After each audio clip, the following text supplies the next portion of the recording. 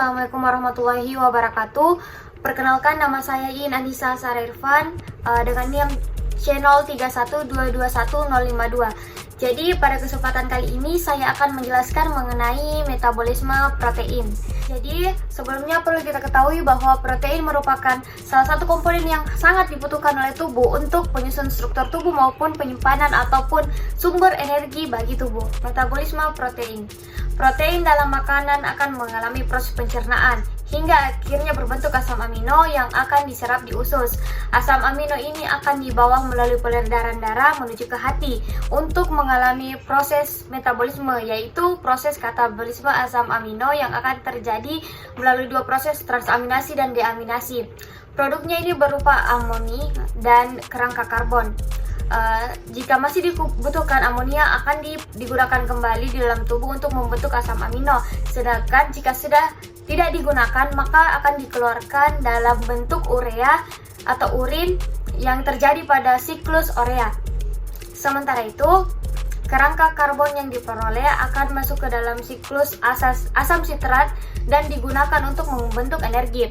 Metabolisme asam amino ini terjadi melalui tahapan pemindahan gugus amina, siklus urea, kemudian perubahan kerangka karbon, dan siklus asam sitrat.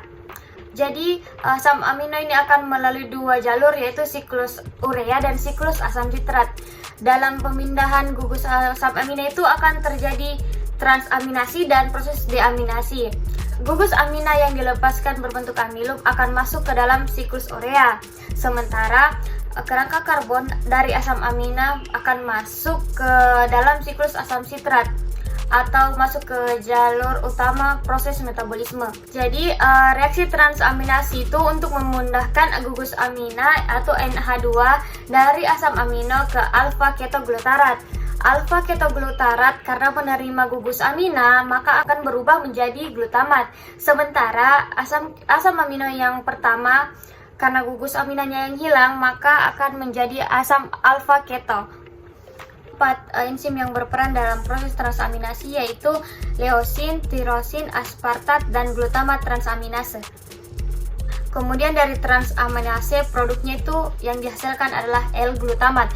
L-glutamat ini yang akan mengalami proses deaminasi. Mengapa dalam transaminasi yang dibentuk adalah glutamat? Karena glutamat ini satu-satunya asam amino yang dapat atau yang bisa dilepaskan gugus aminanya. Ketika glutamat mengalami deoksidasi, glutamat ini akan menghasilkan ion NH4+, alfa ketoglutarat, dan NADPH dan NA+. Alfa ketoglutarat ini akan digunakan dalam proses transaminase. Kemudian enzim yang mengkatalisis deaminasi adalah L-glutamat dehidrogenase yang ada di dalam matriks mitokondria. Nah, ion NH+ ini akan dihasilkan dan masuk ke dalam siklus urea dan dapat dikeluarkan dalam tubuh. Mengapa amonia ini harus dikeluarkan? Karena amonia ini bersifat racun atau toksik bagi tubuh. Selanjutnya masuk ke dalam siklus urea. Mulai dari awal glutamat akan masuk ke dalam mitokondria dalam sel hati atau khususnya dalam mitokondria. Produk akhirnya itu berupa urea, kemudian berada dalam sitosul. NH4+ yang dihasilkan dalam deaminasi akan diubah menjadi karbomoil fosfat, kemudian mengikuti siklus urea sehingga terbentuk urea yang siap dikeluarkan dalam bentuk urin. Ada beberapa hewan yang mengeluarkan amonia itu dalam bentuk yang berbeda. Kalau misalnya pada vertebrata, mamalia dia mengeluarkannya dalam bentuk urea, sedangkan untuk ikan itu dia mengeluarkan dalam bentuk amonia langsung. Sedangkan pada untuk aves itu atau burung-burung dia mengeluarkan amonia dalam bentuk asam urat.